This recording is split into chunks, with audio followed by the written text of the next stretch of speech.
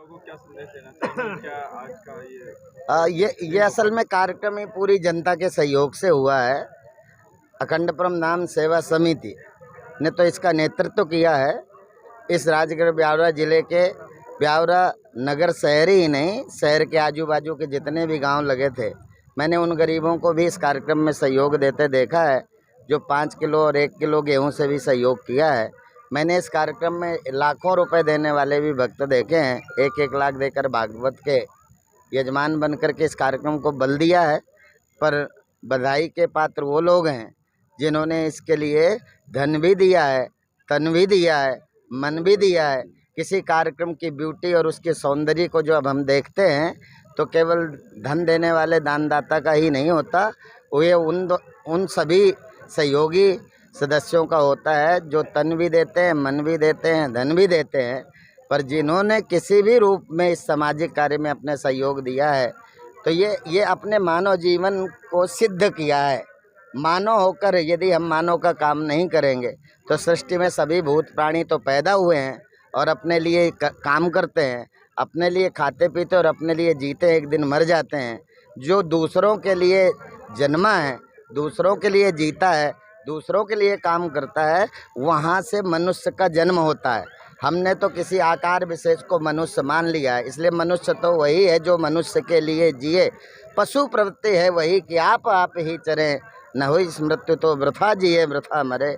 असल में मनुष्य तो वो है जिसका समग्र जीवन का पुरुषार्थ अपनी समाज के लिए होता है, राष्ट्र के लिए होता है और एक एक भूत प्राणी के लिए होता है।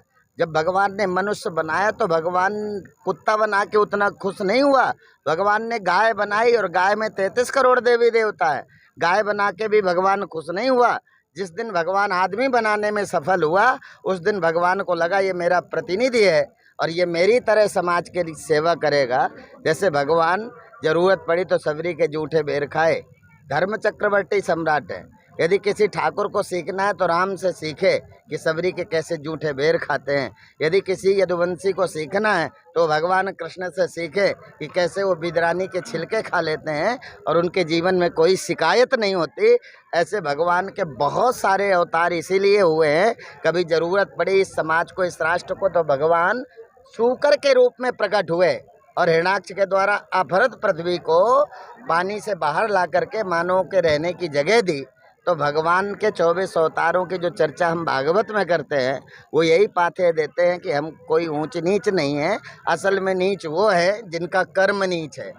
जाति कोई नीच नहीं होती, जाति तो काम के लिए है। असल में वो मनुष्य नीच है जिसके कर्म नीच होते हैं। तो नीच कर्म वालों से बचना चाहिए, अच्छे काम वालों के साथ जुड़ना चाहिए, यही मानव का पाठ। जोड़े रहे आज के आयोजन में और किन किन ने सेवा दी? आज के आयोजन में 65 जोड़े हैं। हम तो 51 जोड़ों को लेकर के चले थे, पर जब हम आए उसके एक दिन पहले भोपाल में हम आद्य जगत गुरु भगवान शंकराचार्य की जयंती में एक साथ थे, इस प्रदेश के यशस्वी मुख्यमंत्री माननीय शिवराज सिंह जी के साथ, और उनको भी इस कार्यक्रम में आना था, पर वो पूर्व में हमारा कोई निश्चय नहीं था और उनके कार्यक्रम पहले से तय थे।